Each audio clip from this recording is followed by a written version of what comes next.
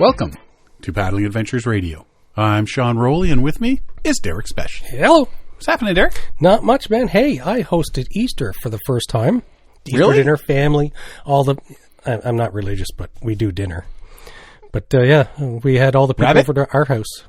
Have rabbit? No. Did you have Easter bunny for dinner? We did lamb and pork loin and vegetables and pie and... We did ham, potatoes, broccoli, carrots, more vegetables that I don't like, and cake. Cake and ice cream. Normally we would go to either my sister-in-law or my mother-in-law's house, but this year we hosted. First time ever. Yeah, I found that once we started hosting holiday meals, like Christmas, Thanksgiving, You started losing Easter. family members? No, we don't you tease me now. we end up hosting more to the point where it's just like, we've hosted every meal so far this year, It's a lot of work. right? It's a lot of work. That's why I go away for my October canoe trip, and I show up just in time for dinner, for Thanksgiving dinner, right? Yeah. Thanksgiving dinner and birthday cake, right? Yeah. Method to my madness. Good Easter though. It was Lots fantastic. Lots of chocolate. I didn't eat a single piece. Really? Yeah. I'm not a big sweets. I like my sweets, but I tend to like savory more. So there's chocolate and that was all weekend. You're but I a didn't eat weirdo. any. I know. Oh, I've eaten a whole bunch of it now. I ran to work this morning. I got so much sugar in me now. I didn't even have pie afterwards. What? I'm not a fan of dessert. If there's a nice sorbet or some ice cream, I'd do that. That's about it. I bet you want a nice creme brulee. I'd like to learn how to make that. Oh, it's easy. Yeah? Yeah. Anything that involves fire while you're cooking. I used to do Cherry's Jubilee. Oh, Yeah. And I used to do, I've seen that on TV. I used to do a Cointreau shrimp. Oh, Over rice. Yeah. Anything you can set on fire and not burn the a kitchen win. down is a win in my book. And all I got to do is look at Tracy and go, hey, we're going to make something in the kitchen here, something different. And she sees... should I pull the curtains? So, no, it was good over this way. So, but I, on the other hand, do like my chocolate, and I ate plenty, and we had cake and ice cream and all that, which I ate plenty. Other than that, well, it's a long week. It's weird having a Friday off. It is. It's very strange. It only happens like maybe at Christmas and at Easter. So that was interesting. That was, it's nice. It is nice having the long weekend, that extra day. And so I had the Friday off and the Monday off, but Siobhan had to work Monday. So just me and the kids on Monday. So, Yeah, I had to work Monday. Did you? Yeah, I just got the 3 days. Yeah, it's a toss-up whether people get the fourth day or not. I know. Yeah, I did. I got the fourth day. It was nice. Well, I did do something on the weekend, though, on the Saturday. No, Sunday. I Sunday. saw pictures. Because it was the last day of March, and there was something that needed to be done because I've been having that back issue. Oh, yes. But it was actually getting a lot better now. So I went for my March paddle. Ah, so you got the last day of March? The very last day of April, last day of March. Last day of April? Or sorry, February. Oh. Last day of February. So did you go the next day and get April No, 1st? no, because I had to work. Oh, yes. Right? Yeah. But we went, John Brower and myself, we went up to Dufferins Creek and checked it out. And it's risen a little bit. Yeah. I saw that you collected a lot of debris and garbage. Oh, yeah. Everything's drab down there this time of year. Well, anywhere you go, right? Yeah, there's no leaves aren't out yet. It's not. No. The garbage in the woods isn't quite hidden yet. Yeah, and everything, I mean, anything that had snow on it was hiding some of the garbage and whatnot. But, yeah, everything's like brown and drying out. And Yeah. Current, is moving all the garbage downstream now. Yes, know? the spring freshet is kind of Yep. washing the... Well, and with milder temperatures, the weekend parties along the riverbank have started again. Yeah. Like there was a couple new fire pits we saw that, there definitely been some people having some brews and whatnot. So usually when we're out, any time of year, but especially now, I took the canoe and John took his kayak, but we skirt the shoreline there and start picking up plastic bottles and other debris and throw them in the canoe, and then at the end we just pick up the canoe and carry it right to the garbage cans. Yeah. A lot of plastic bottles, a lot of golf balls. It's surprising how far the golf balls travel downriver from the old Annandale Golf Club. But I'm surprised you're still finding golf. I guess it's because of the low water. Mm-hmm. Because that golf course has been closed for, 10 years? No? Only a few years now. Yeah? Yeah. But the fact that they're still, the golf balls have migrated that far. Yeah. Right?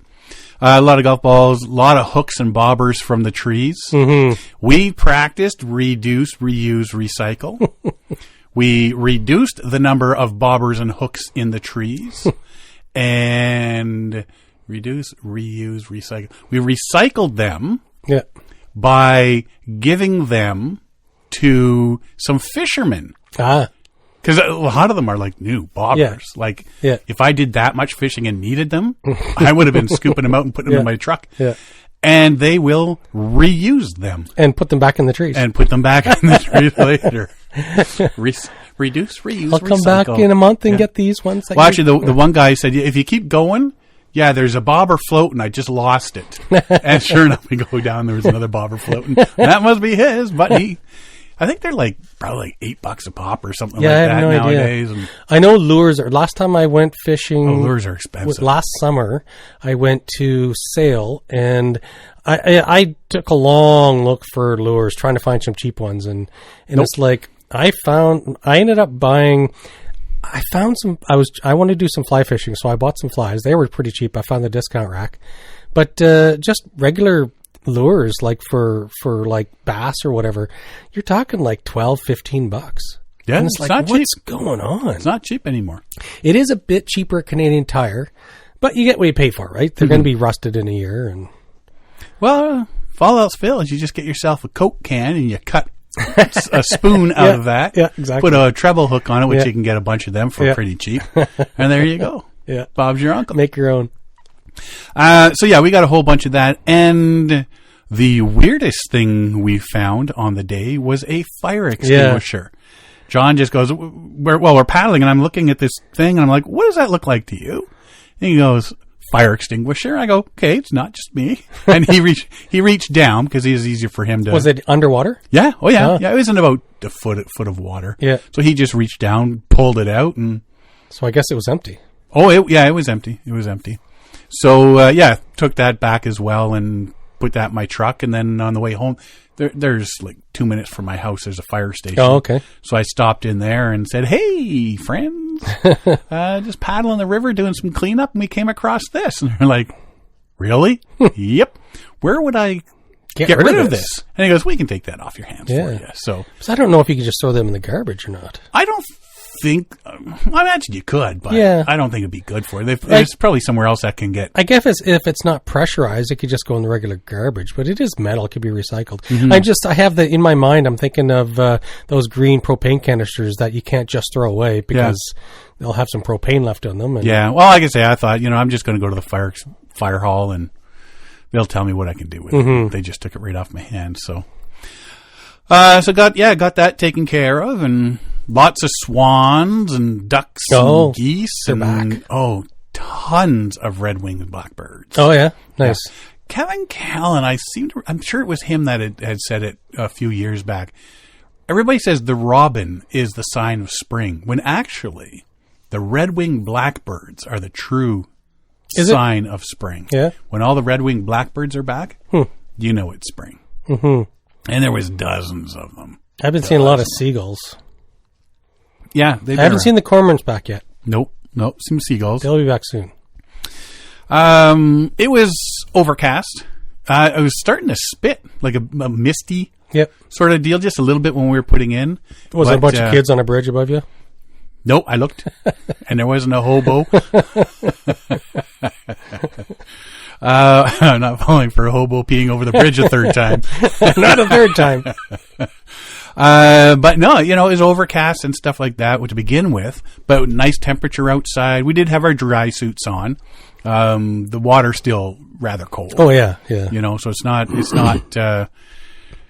shirt and shorts season No, quite yet. Not yet. But it was really nice temperature to be paddling outside and whatnot. So yeah, my March paddle is out of the way. Now I just got April to do, and that is it. Nice. That's my whole year done. Mm-hmm. 12 months of paddling. Next year, 365 days of paddling. Ooh. Or at least 52 weeks. Go to weekly. Go to weekly? Yeah, it's kind of hard though. That'd be tough. Yeah. Life's busy. If I was retired, Yeah. I would probably be looking at maybe twice a week. Yeah.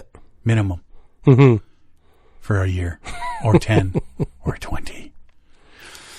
Yeah. Now if you owned a recirculating whitewater park, you easy. could do it. Yeah, let me just go buy one. Yeah. Well, yeah, Right? I sent you a link to one. Yeah. Yeah, It's let me for just sale. go down there and buy it. And Minimum bid is $2 million. yeah, but was that in South Carolina, North Carolina? I can't remember where it was. Yeah. But yeah, it's for sale. But it's estimated it cost him $20 million to build it, and his lowest bid he'll take is $2 million, starting at $2 million. Bids. I'm sure he's not expecting to go to much more than $2 million because there's a lot of value there. But still, I'll give him $2,000,001 it's like 18 acres. just to tear it down or to keep it going. No, to keep it going. Endless recirculating. Yeah. No, that's not something I'd get into. Because you know what? Something like that, a business, as cool as a business like that would be, that is your life. That is, yeah, I think there's no going anywhere else. think of Marion and Dwayne with their bearskin resort. Lodge. That's going to be, But that's where they like to be. that's where they, exactly. Right? That's where they like to be up that there. So will be that's- their vacation. Yeah. But I mean, if you're at this same sort of... Yeah. Yeah. Well, with that thought in mind, think about this. When somebody pees in that recirculating river, that pee It's just there recirculates and recirculates. I'm sure there's a disclaimer. Please do not pee in the river. It stays forever. You just peed on yourself 10 times. You're soaking in it. Oh, man. Yeah, no, something like that. I couldn't. That's just like a cottage.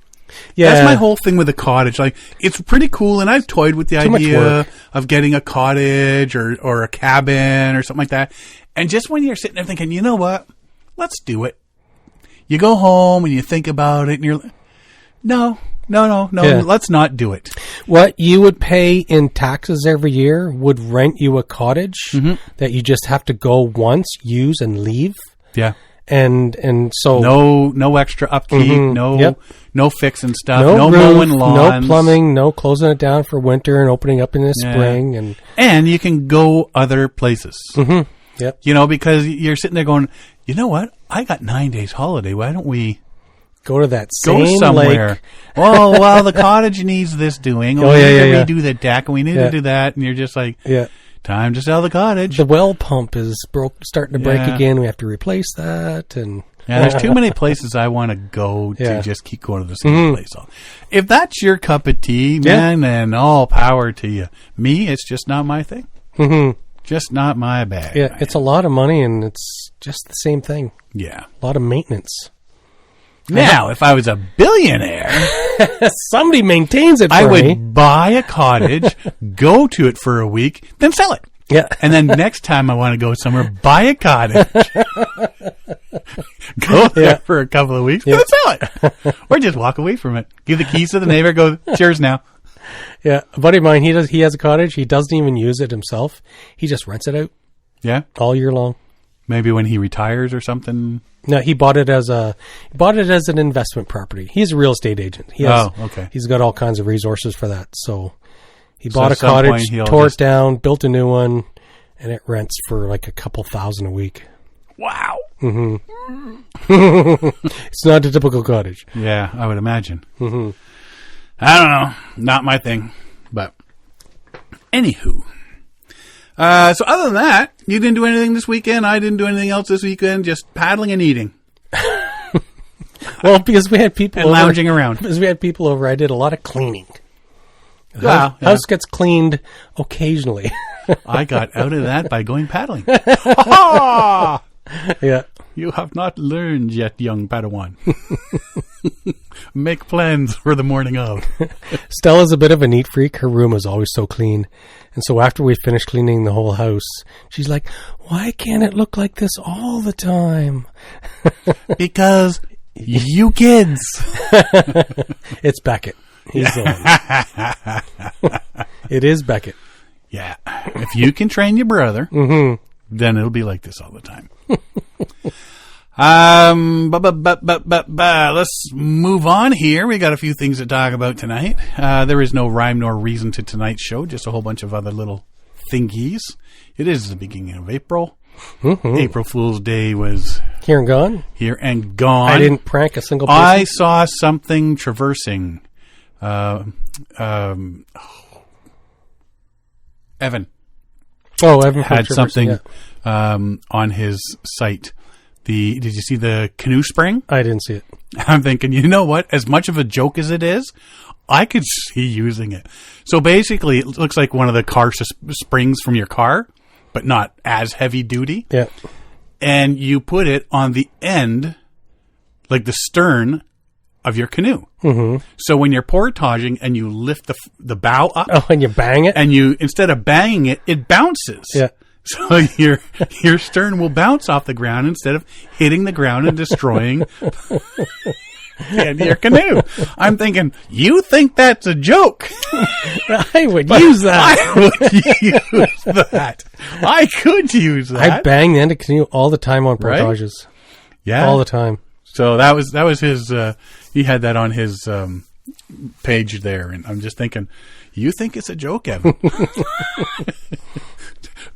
Dude, I've got a canoe out in the garage that has a busted tail end there. So, if you want a fun opportunity to enjoy some relaxation on Earth Day this year, which is April 20th, and you want to help clean the Blue River. Where's the Blue River? Milltown, Indiana. But I think everybody has these too. Like they're doing it, but I think there's always the spring, what do they call it? The beach cleanup or river walks. Yeah, or the whatever. river walks, river cleanup, shore. It's shore like cleanup. everybody gets together and cleans up the places that they love to recreate. Yeah. Uh-oh, did you just break the microphone? It's loose. It's loose. It's still working. It still works. Still working there. Milltown, Indiana. Cave Country Canoes offers all kind of outdoor adventure from April to October every year, and they host camping, kayaking, canoes on the Blue River. They also no stranger to hosting fun events like their Twilight Canoe and Dinner for Two trips. Oh, that sounds interesting. Right? According to their website, Cave Country Canoes not only allows people to canoe or kayak down the Blue River, they also have a mission to protect the environment of the Blue River as it was Indiana's first designated scenic river. There you go. Their website says, we are dedicated to providing a safe, fun Blue River kayaking experience for all our guests while preserving and protecting the environment of the Blue River, Indiana's first designated scenic river.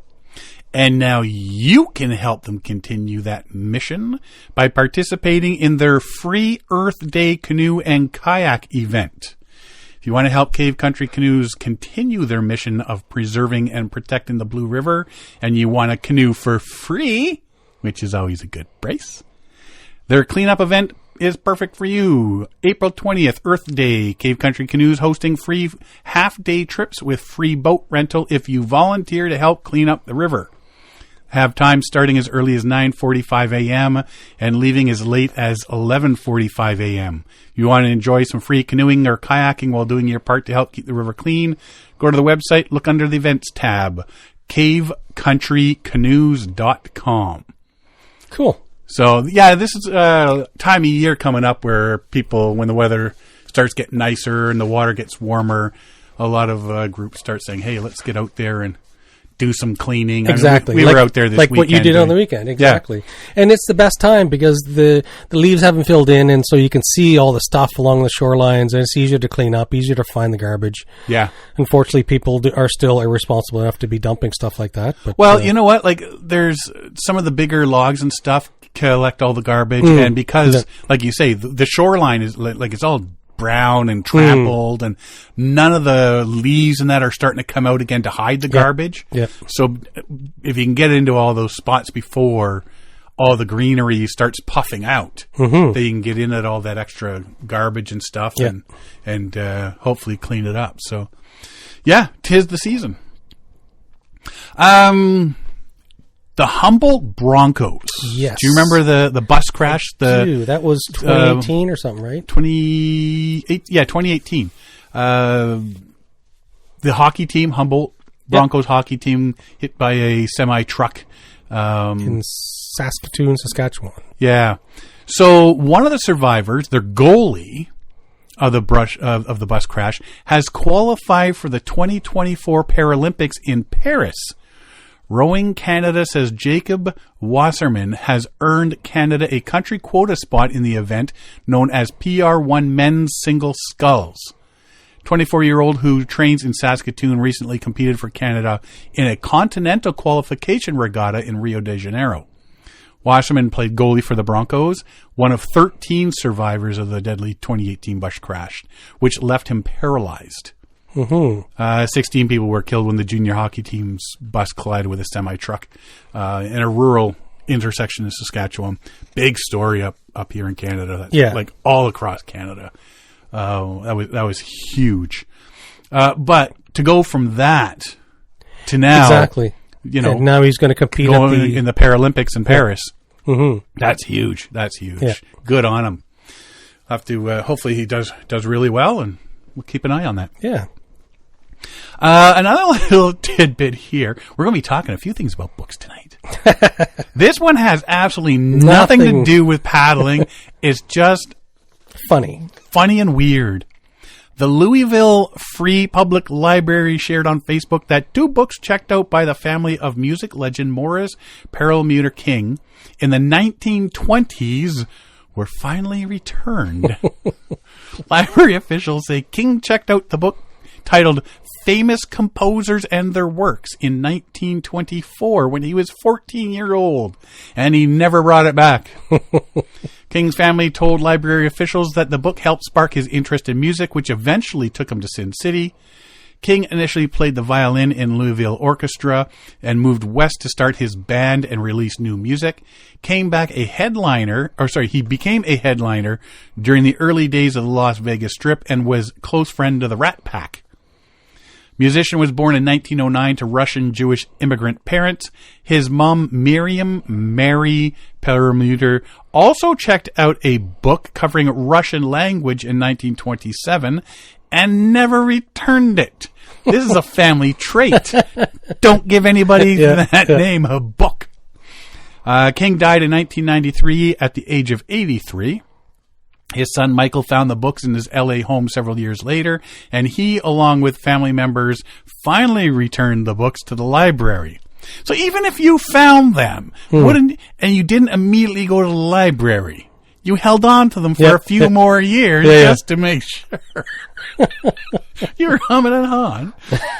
We are not the owners of this property. We were merely custodians of this property. For under ears. Yeah. And as a custodian, we had a duty to return it to its rightful owners. And the fact that it brought together our family and brought together all of us at this very happy moment is well worth it. Library officials said the family could have incurred about $7,800 in fines with inflation, but the library recently transitioned to being fine-free to encourage people to return long overdue materials. That's what they were waiting for. Yeah. I'm not returning this thing Till it's free. 100 years. Yeah. Like, holy cow. Like, those have got to be like first editions. I know, right? I wonder if the books are worth more. Well, and I wonder how much that sparked his interest. So the book was called Famous Composers and Their Works. Well, that's what they said. It sparked his interest. Yeah. So he probably used that book a lot. He probably has a couple other copies from different libraries. Yeah. And he kept it that whole time. Right. They found it in his collection.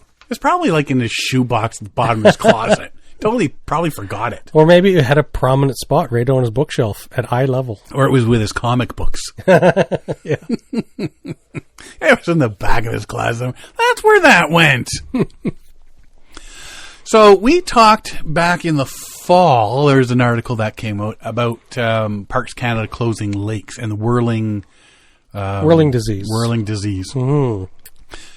So in the Parks Canada closed lakes, rivers, ponds, wetlands, streams, and creeks in Kootenay National Park, which is east of Radium Hot Springs, until March 2024.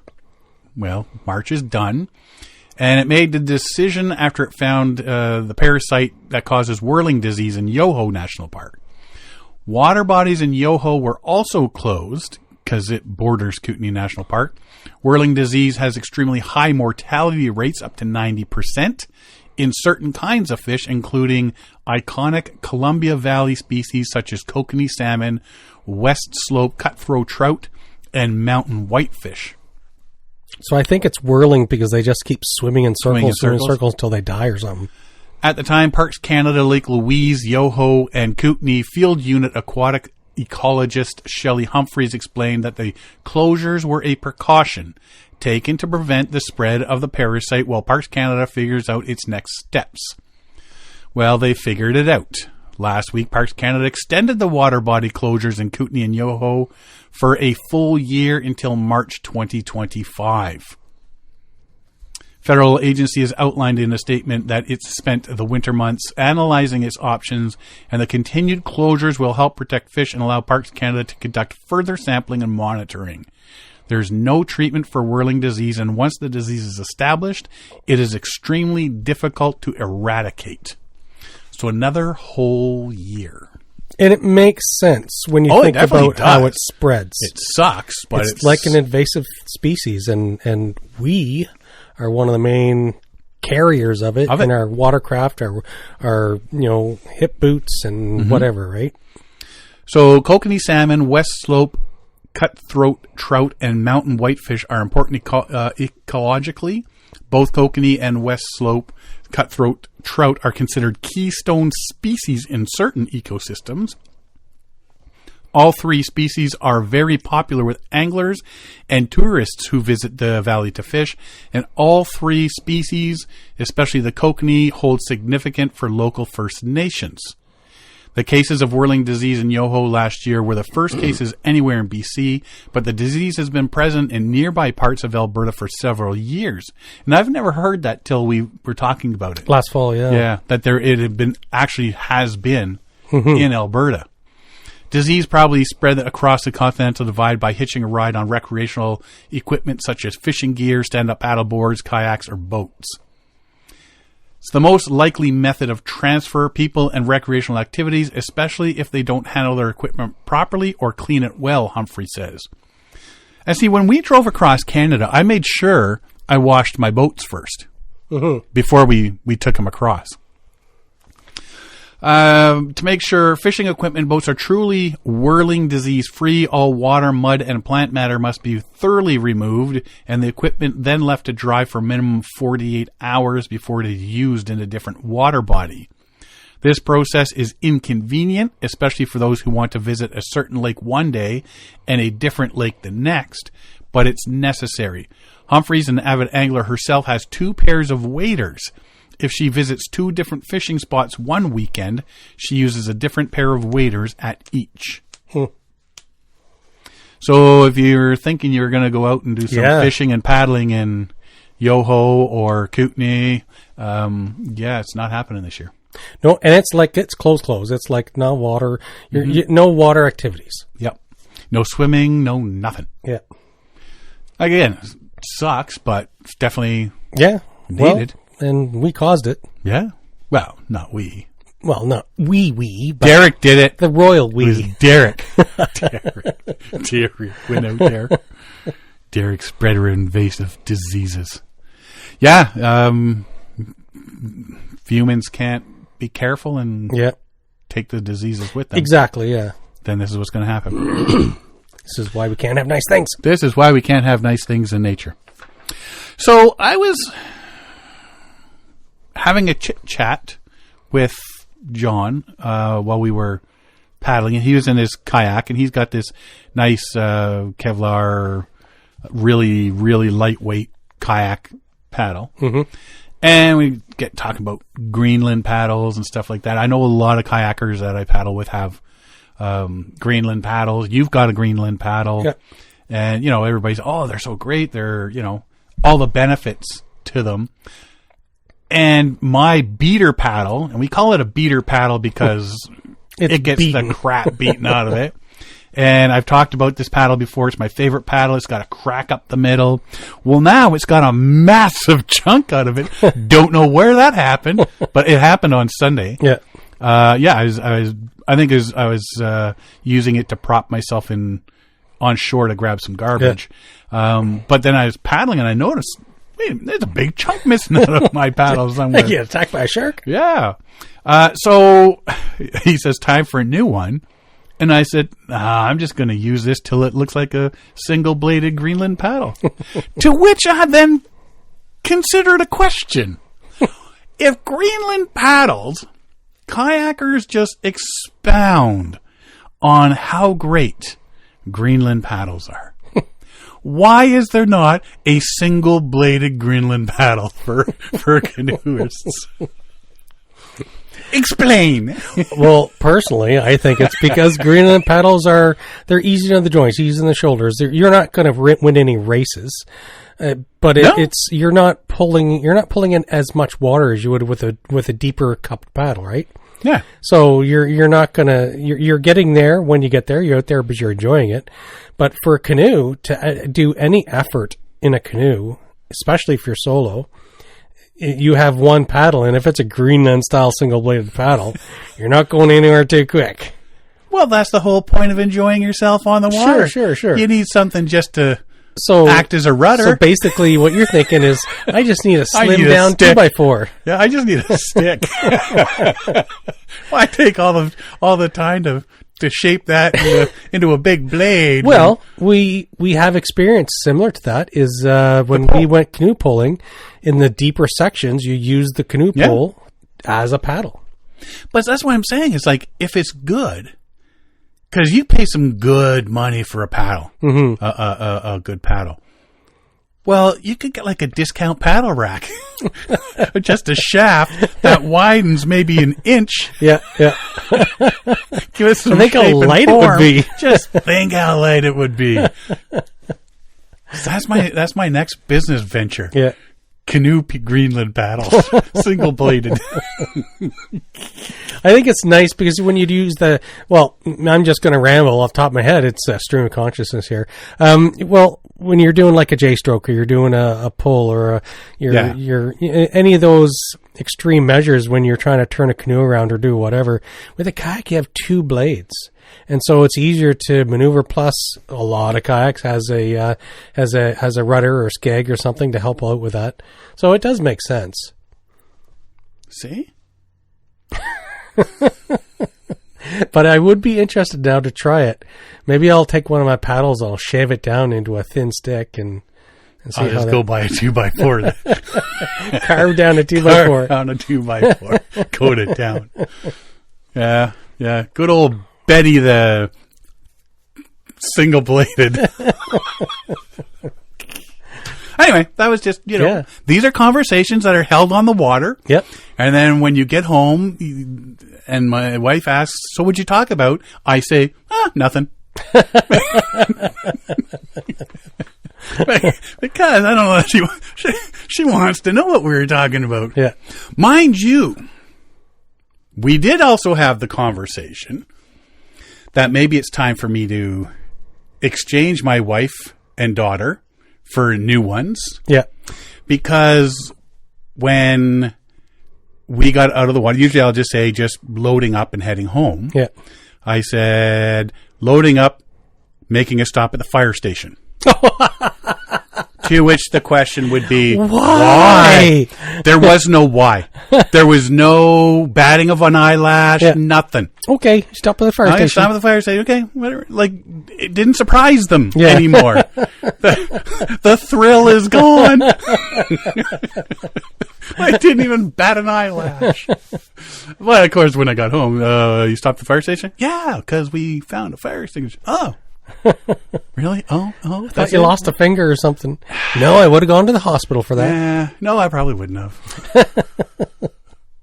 Yeah, didn't even bat an eyelash. Yeah. There was no why. I was so disappointed. Yeah. So disappointed. So, yeah. So there was another question or conversation we had. Yeah. So what'd you guys talk about? Nothing? That's just pure life preserving. Speaking of life preserving, sort of. Okay. Over 2 decades, the Paddler Co-op. I got this article. Yes. I actually, this article here I got from Paddling Magazine. Yeah. This has been out different places, but they wrote this one up pretty good. So it's the first I heard of it. 2 decades, the Paddler Co-op has been a cornerstone of the river running community on the banks of the Madawaska in Palmer Rapids, Ontario. It's just north of Kingston. Now the future of the beloved cooperative is at stake and rallying to secure its home permanently. Paddlers Co-op is a 2.7 acre property, is a valuable slice of waterfront real estate. Anything waterfront these days is, complete with highway frontage, a campground, an office building, and a garage for equipment storage and classrooms. However, the co-op does not own the land, which is going up for sale at a value of $700,000, putting the co-op in a situation where they could lose their beloved base. Mm-hmm. Why didn't they buy it in the first place? Why did this other guy buy it? I think he bought the whole property and just said, if you guys want to build there. Yeah. And then, silver lining, though, the property owners have provided the co-op with the first right of refusal to purchase with a decision deadline of May 1st, 2024. To preserve their home and legacy, the Paddler Co-op has launched the Sweet Home Paddler Co-op capital campaign. Although the minimum amount the co-op needs to raise by June 1st for a down payment on the property is technically $150,000. According to the co-op, this would be an unsustainable mortgage. The initiative instead aims to raise $250,000 to secure a more feasible payment. And if they can reach $350,000, they would be able to operate at a cost without impacting their current budget. With the deadlines looming within a few short months, the co-op is wasting no time to act. This is something that, even though I've got no part of them, no dealings with them, nothing. If I were to win like a few $1 million, I know you'd want to help in the lottery now, I would just waltz in there and go, "There's your $350. I'm donating." Yeah, I'll donate you $350. You guys do the rest, sort of thing, right? It says, we want to guarantee access to the river for future generations, Ryan O'Connor, the co-op's executive director, says. This purchase preserves a vital access point for whitewater paddlers. Palmer Rapids is a leading training ground known across Canada, and we don't want to see that disappear. Now, when you guys went and did your whitewater canoe course, MKC, that was up on the Madawaska. Yeah. According to O'Connor, the current property owners purchased the land 20 years ago with the intent of leasing it to the not-for-profit paddling organization to set up shop. However, circumstances have led the owners to decide to sell the property. Paddler Co-op is one of the largest paddling schools in Ontario, but its impact over the last 2 decades extends far beyond instruction. For many, the co-op represents a community where lifelong friendships are forged and a love for the outdoors is nurtured. And that's there's a lot of people that it's just like summer camps, right? I mean, you go there once and then you go there again, and you go there, and then people you meet, you chat with, and you're out there learning, paddling, and using the skills you learned. And then, hey, let's all sign up for another course to get more skills and stuff. And it just goes from there. So, you know, if you're a teenager and you go out to learn your basic skills, you could still be paddling with those people that you were, 40 years from now. Yeah. You know, you into your retirement, you're still going out paddling with these people. And I'm sure you see that you'll learn from, right? That's the sort of thing that happens. Because you go there, and when we went to MKC, we were talking to some of the paddlers there, and they were saying that they started by taking a few courses at MKC, became instructors at MKC, and then like one of the guys that was our instructor, he does black feather trips and stuff, and he still comes back occasionally to MKC to teach for a weekend or two a summer, or like a special package that's put on, and he'll come back and do that. But yeah, you see him do that all the time, and so it becomes a lifelong thing that they'll do, right? It's the way to do it, man. That's how it all starts. I'm curious, like 20 years ago, what this property first cost. It's probably in the range of $50,000. Yeah, probably nowhere near what it is now. Yeah. Right? And if there's a bidding war, they go up a lot higher than $700,000. Yeah, which is nice that they have first right to refuse. Yeah. But it's just coming up with that money. Mm-hmm. The Lower Madawaska is a learning ground for many Ontario paddlers, providing their introduction to whitewater kayaking and canoeing. However, all of the access points to the Madawaska in Palmer Rapids are on private land. While these access points are available now, they could be compromised with future exchange of ownership. So if somebody sells their property and you're not coming on my land now. Yeah, get out my yard.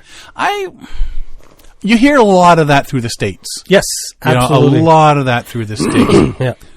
I don't, and I know that it does happen. I'm not saying it doesn't happen in Canada, but I don't think it happens anywhere near as much.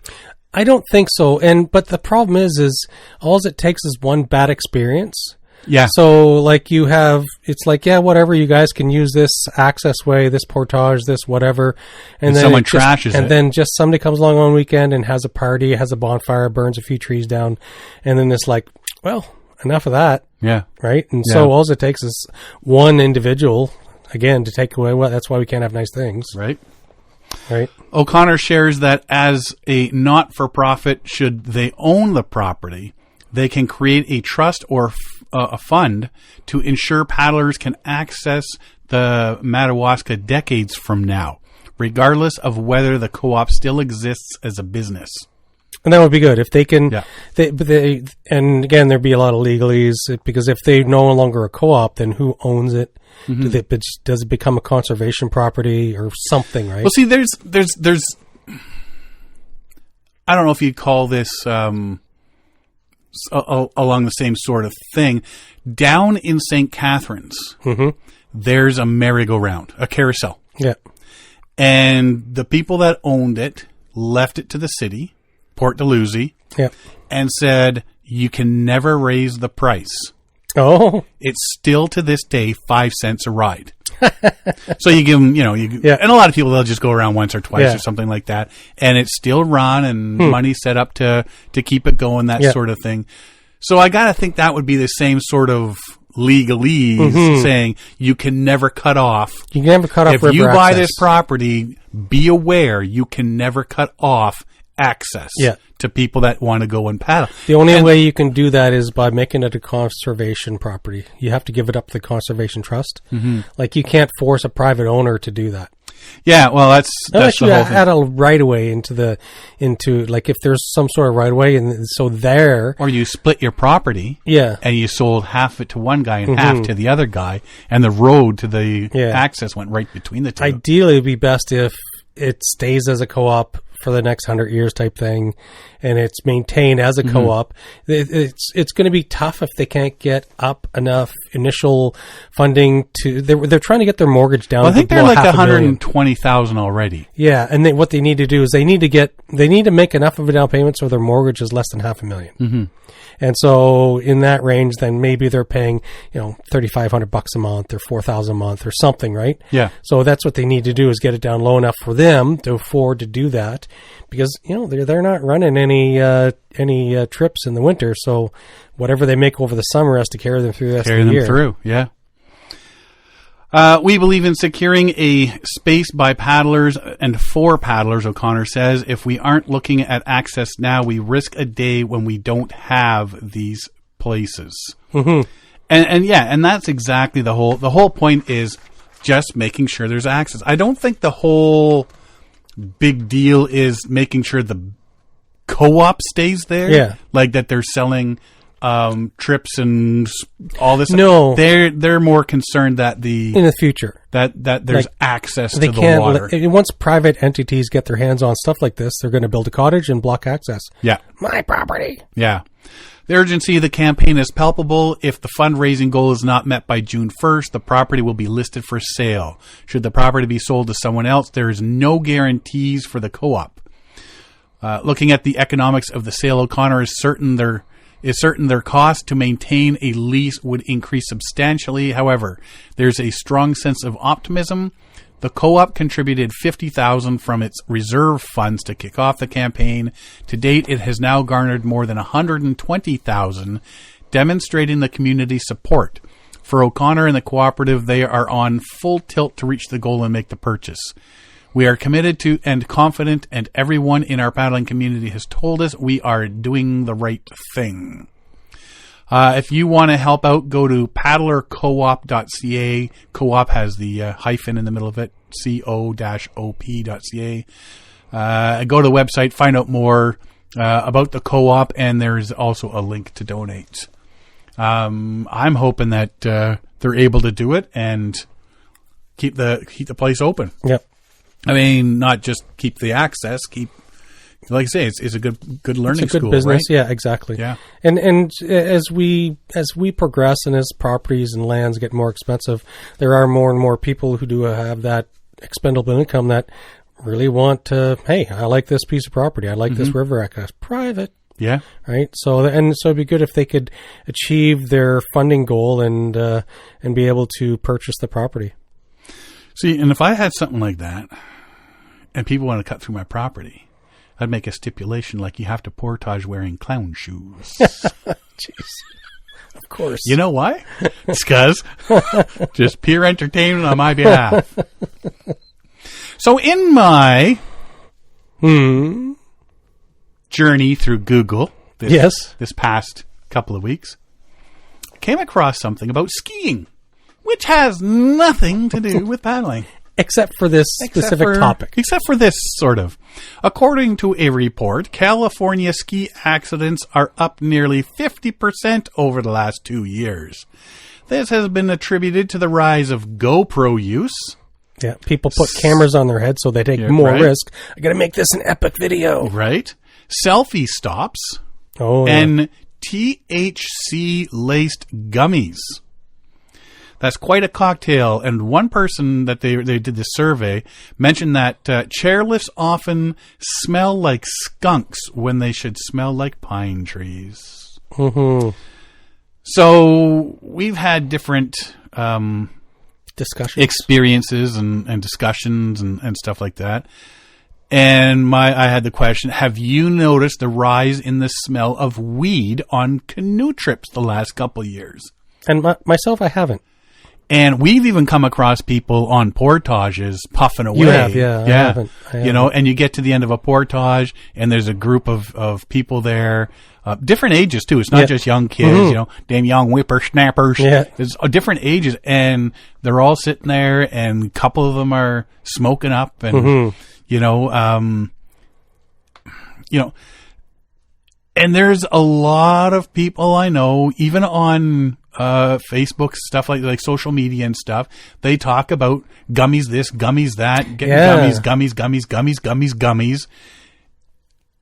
to the point where it's like, okay, you know what? Like, you guys sound like a bunch of high schoolers from the 80s now. Like, enough. My whole opinion on it, you want to do it, that's your business. Go ahead, fill your booties. But I have concerns. And it's just like, I go down the 401 in the morning some days. I know. It's like, and why do I smell this on the highway? When it's summer and the windows are open and you're getting a big whiff of weed on the 401 doing 100 kilometers an hour. Yeah. And you're getting a big puff of weed. Yeah.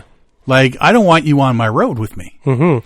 You know, and why are you puffing on marijuana and stuff like that at the same time you're recreating while you're paddling? Yeah. Like, you're going down a portage, you're carrying gear, it's already inherently dangerous.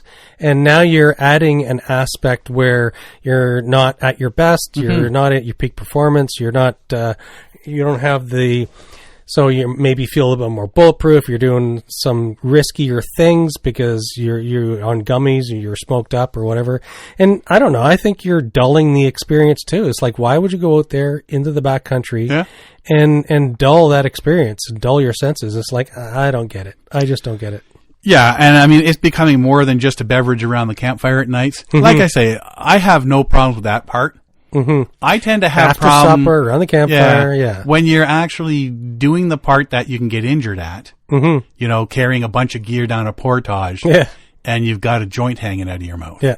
Or you've just popped a gummy before you decide to do the portage. Doesn't make sense to me. It doesn't. So risky. My question is there a lot of statistics out there just waiting to happen?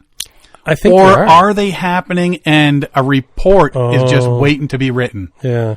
Like this ski report has just come out. Yeah. So is there a backcountry camping or camping in general sort of paddling report waiting to come out? It's become, it's legal now. Because it's legal, yeah. And in many states in the United States, it's become legal. So it's not like people are doing an illegal activity necessarily, although there are specific situations where if you're in a self-powered watercraft, you can't be drunk. You could be charged under the Highway Traffic Act. No, the Carriers Act, watercraft, something. You can be charged just like you do in a car. Like you're in a car. Yeah. But you know what? Before it became legal, and I'm wondering if the legality part is what's doing it, because I used to go on trips with people, and after dinner and everything, we'd be sitting around the fire, not going anywhere for the night. Yeah. And someone would spark something up, and it's like, go ahead, fill your booties. Yeah. But now it's like all the time. I know. Like it's almost like it's. Why would you have that for breakfast? Yeah. I knew people that they had it like the minute they would wake up in the mornings. They would spark it up. Mm-hmm. And you're like, you know what? Yeah, no. Yeah. That's all like I say, I'll say it till I'm dead. I really don't care if you do it or not. Mm-hmm. Time and place. Exactly. Is my thing. And I don't want to all of a sudden find a report come out. Yeah, Algonquin Park this year, just using Algonquin as an example, there was a massive increase. 100 people were injured. Yeah. And it was all put down to gummies. Mm-hmm. Or smoking or whatever. So now we're going to put these rules into place. Oh, yeah. And you've just ruined it for everybody. As you say, this is why we can't have nice things. Mm-hmm. Yeah. So, I'm just curious is it happening? Is it more? And a report's just waiting to be written? Or? Honestly, myself, I have not come across it, but I tend to go in difficult to get to places. Mm-hmm. That's where I tend to go when I go backcountry camping and stuff. So I don't spend a lot of time in the front country or like Canoe Lake or easy access lakes or whatever. So maybe that's why I don't have that much experience. And I often have my kids with me, so maybe people see that and they don't spark up because I got my kids with me. Could be. Maybe, I don't know. But yeah, I haven't noticed it. I haven't seen it. I haven't heard about it. Yeah. But that doesn't mean it's not happening. We've seen it a few times on portages and whatnot, and it's just like you said, time and the place. Like, it's like nobody's going to have, like, who starts their day at like 7 a.m. with a shot of whiskey? It's like there's time and place. I'm sure even he doesn't Nope, do that. I'm sure he doesn't. Yeah. But yeah, there's I don't know what, like, if you're out there to enjoy the backcountry and the woods and canoeing and maybe a little bit of whitewater, a little bit of this, a little bit of that, it's like, why are you dulling your senses? Why are you blinding yourself? Wait till you're done the dangerous parts. In a chair or on a campfire, stable. Yeah. Right. Yeah. And stay away from the campfire. Yes. Don't dance on the campfire. But to sort of stay on the same track of drugs, billionaire Peter Thiel had backed a controversial Olympic-style contest that would allow competitors to take body-altering drugs and harness advances in science and technology to push the perceived limit of what's possible for human beings. I think this would be a hoot because, in regular competition in Olympics and whatever, it's like no drugging, no steroid use, no enhancements, keep it fair across the board for humanity. But if we had a separate... Right? So the Enhanced Game founded by Oxford graduate Aaron D'Souza, once best known for leading Thiel's lawsuit against Gawker Media, 2013, has so far battled off critics, stressing it will champion science and innovation without exposing athletes to health risks. It also welcomes all adults to apply to compete, regardless of whether they're all natural, adaptive, or enhanced, an amateur or former Olympian, the organizers say, expecting to open registration later this year ahead of to-be-confirmed event dates. I think that'll be a hoot. I'm thinking... No holds barred. Enhanced games have drawn controversy over fears of consequences of using drugs to push human beings to their limits. People are doing that anyways. Right? Competition remains interesting to spectators as a number of athletes come out in support of the games. Some 900 athletes have already shown willingness to take part, D'Souza claims. Still, the event has ruffled the feathers among experts who warn against trialing even willing competitors plied with quantities of performance-enhancing substances. And the organizers of the anticipated competition say they will mitigate risk with pre-competition full system medical screening protocol to help monitor heart risks and other possible complications. People are going to die. Meaning they're going to cover their asses. Yes, they have to. People are going to die. Oh, you're going to see all these. Welcome to the Roid Rage 500. Well, think full contact. Think about back in the day when you think, oh, this is a funny movie that'll never happen. Running Man with Schwarzenegger. Mm-hmm. It's like we're gonna start seeing some of these. You have to swim with the alligators. That's the obstacle course includes alligator wrestling. Because the games have been designed by athletes for athletes, athletes' rights are central to our decision making, which is why we have a fair remuneration structure and are protecting our athletes' rights to bodily autonomy. It's their bodies. They can do with what they want. Mm-hmm. They argue that performance enhancements are and always have been an integral part of sports, wrongly closeted and stigmatized instead of explored. Rather than penalizing the widespread use of performance enhancements, the enhanced movement embraces enhanced athletes. We want to see what the humans are truly capable of. We want to end the oppression of science in sports and let human potential reach its maximum. Well, so I guess it's only drugs though, right? Like, we're not going to be racing against robots, like cyborgs with AI, right? He wins that running race every year. Must be them big old cyborg legs. Must be the jetpack. Yeah. So this, sounds fun. Dr. Grigory Rodchenkov, whistleblower and former head of Russia's National Anti-Doping Lab, called the event a danger to health and to sport. But if people go into it willingly... Full details of how the competition will be run and what it will look like are expected to follow in mid-2024. Location for the game has also not been disclosed. I'll give you 100-1 odds right now. It's in Russia. Saudi Arabia or something. Somewhere's where the rules and the laws are relaxed. Right? The organizers say the games have been set up to utilize pre-existing infrastructures, unlike the Olympics, and could take place in top university facilities if needed. Competitors are expected to compete across the fields of athletics, aquatics, combat. I think that would be martial arts. Yeah. Gymnastics and strength. So I'm thinking martial arts is going to be something along things I've seen in anime programs, right? Flames coming out of their hands, muscles all of a sudden expanding, and cutting people in half, driving their hand right through someone's chest, right out their back. It's going to be awesome. I can't wait to buy my tickets now. Yeah. So, of course, I mean, I would be interested in seeing the results. Again, you do not connect this to the Olympics. Mm-hmm. The Olympics are just natural, hardworking. Everybody's on equal, yeah.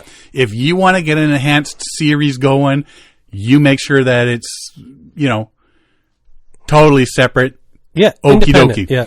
I would be interested in seeing the results from the paddle sports between non-enhanced and enhanced athletes. I'd like to see any sports. I'm very curious about that because, the effort and the oxygenation and stuff like that, that's key, right? Mm-hmm. And so to paddle a slalom course, it's, if you have an enhanced strength, you're going to be able to use oxygen a lot better and yada, yada, yada. Then I'm curious how much of an advantage it is. Because, are you talking a second, 2 seconds, 3 seconds? Or are you talking they just took 3 minutes off the world record? I'd be interested in seeing what the difference is by having that enhancement. Exactly. And at the end of the day, get opinions from different parts of the sports, from the athletes to the coaches to the organizers, and ask them if the risk to the athletes' health make that big of a difference at the finish line. Yes. And so think of it from, just thinking of the 100-meter dash. So you can increase your ability to absorb oxygen and breathe in and get more of that into your system, increase your performance, your strength, your stamina. But the human body is still fallible. Mm-hmm. So are you going to do the 100-meter dash in 6 or 7 seconds, but you throw a foot into the crowd? Right? Your body can only handle so much. Right? So the bones still break, the ligaments still tear, right?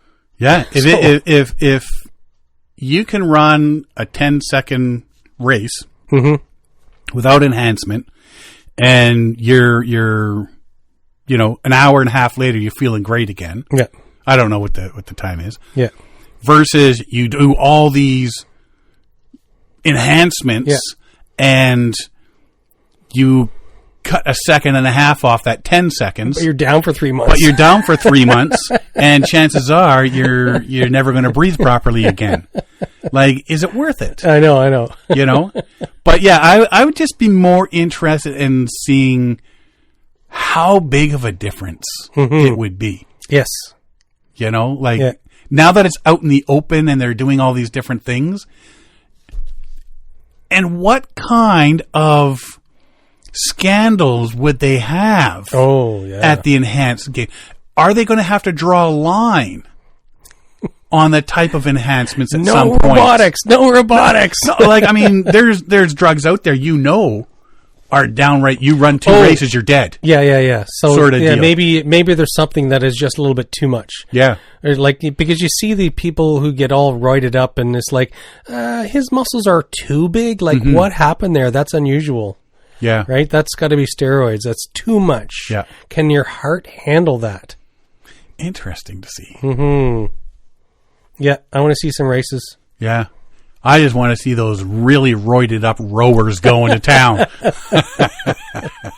But chances are, well, especially with rowing, it's going to be more of an oxygenation thing.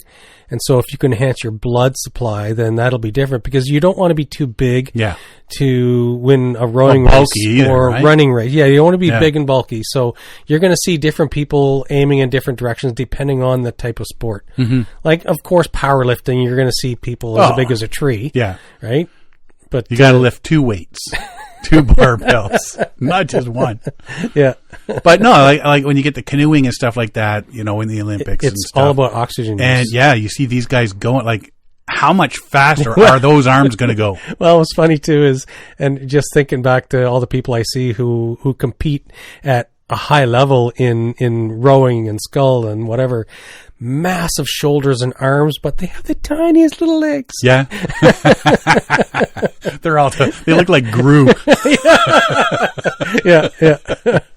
You skipped leg day, did you? You skipped leg day. Day 7,000, skipped leg day. You know what? Like, it's, I don't know. I think it's a fine-edged knife that they're on there. And so I would assume that they're going to go into it from the perspective everybody's going to have to sign a waiver. Yeah. Because the last thing... there's got to be a big cover-your-ass situation going on. Well, for the first... right off the top, usually if there's any sporting event where there's some sort of tragedy, then you're going to see that, they called the game.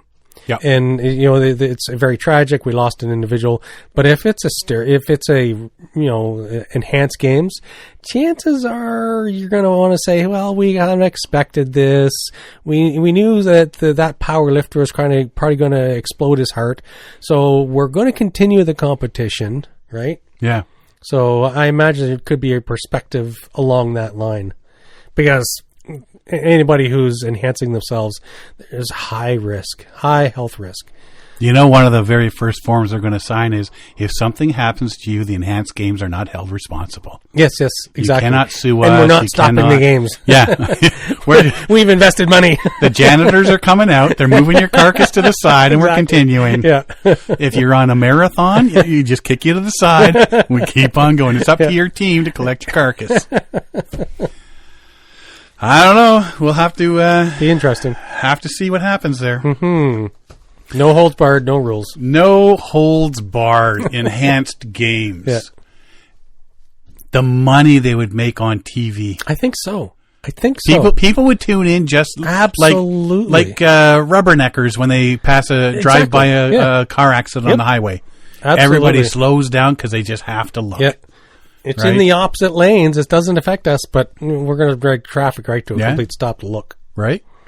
Yeah. You know what? There'd be, like I say, probably like the martial arts ones. I would watch some of those. I'd probably watch a few of them just to see if just to see what's going on. Yeah. Like somebody punches somebody in the arm and their arm falls off. Okay, I'm going to keep watching that. But if it's just regular, just faster, stronger, harder hits, that aren't really doing it. Okay, I'm not going to watch this anymore. There's not enough blood and guts, right? and the paddling ones, I'd be more interested in the paddling events, I'd times. Like to see what the advantages would be, like timing. Because I'm just thinking further down the line, if I really want to compete on a portage trip, I'm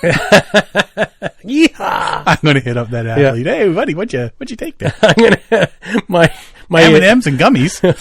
My portage goats are going to be on steroids, right? See, my pack goats, and a riding donkey. Awesome.